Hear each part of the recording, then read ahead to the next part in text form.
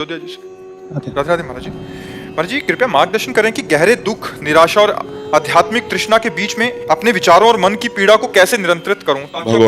भगवान का आश्रय, भगवान का आश्रय, दूसरा कोई आश्रय। दूसरे किसी से कहोगे तो वो आपका उपहास कर सकता है, आपका शोषण कर सकता है, आपका फायदा उठाने लगेगा। दूसरा कोई नहीं। एकाग्रता नहीं आ जा पाती है भगवान का। जब आदमी स्मरण करता है तो विचार उनकी चिंता मत करो, विचार तो दौड़ते रहते हैं, पर अंदर से देखो तुम्हारा कोई आश्रय नहीं जो तुम्हारे हृदय की बात को समझ सके। तो ऐसी दशा में वो किससे बात करे? एक जगह बचती है, वो है प्रभु। बस वही संभाल सकते हैं, दूसरा तो नहीं। हमें तो आज तक और समझ में ही नहीं आया, क्योंकि दूसरा शोषण करेगा तो हमें लगता है कठिन बात, क्योंकि अव्यक्त है प्रभु। जैसे आप हमसे बात कर रहे हैं और हम आपको कह दें कि जाओ हम आज से ऐसा, तो आपको विश्वास हो जाएगा। लेकिन भगवान से हम बातचीत प्रकट में कर नहीं सकते, तो लगता है पता नहीं मेरी बात सुनी कि नहीं सुनी। लेकिन उन्होंने सुनी और तुम्हारा निश्चित परिवर्तन होगा, उस अवस्था का परिवर्तन होगा, उस परिस्थिति का परिवर्तन होगा। आप विश्वास करो, आपका अमंगल नहीं होगा। भगवान से अंदर से जुड़ो, क्योंकि अंदर की पीड़ा हम आपको बता रहे हैं, कोई नहीं समझ पाएगा।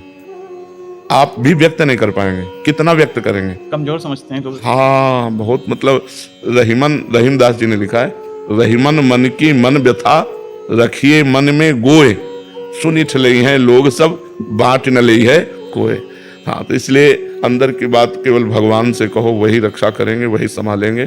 प्रार्थना करो, दूसरा कोई सहयोगी नहीं। दूसरा सब उपहास करके मजे लेने वाले हैं। उपहास करने वाले लोग तो मिल जाएंगे, लेकिन आपको ढांढस बनाने वाले कि कोई बात नहीं, आप एक बार गिर गए, उठो और चलो। ऐसे कम मिलेंगे जो हाथ पकड़ कर उठावे, अब कोई बात नहीं, फिसल गए तो कोई बात नहीं है, चलो आगे चलते हैं। ऐसा मिलना दोस्त मानो भगवान ही है, नहीं तो दूसरा कोई ऐसा नहीं है। इसलिए आप निश्चिंत रहिए, आप बिल्कुल भगवान के आश्रित रहिए, अपनी बात को छुपाइए और परमात्मा से कहिए। संसार कोई नहीं सहयोगी है। पूरे संसार में भगवान के सिवा आपका या हमारा या किसी का कोई सहयोगी नहीं है। वो सहयोग का नाटक करके आपकी कमजोर नस पकड़कर आपको दबाएगा, आपको शोषण करेगा, लेकिन वो आपका पोषण करे और सच्चे हृदय से आपको सहयोग दे, वो तो केवल परमात्मा से प्रेरित कोई होगा, या स्वयं परमात्मा या उनसे प्रेरित, नहीं तो दूसरा कोई नहीं है। ये बात समझ।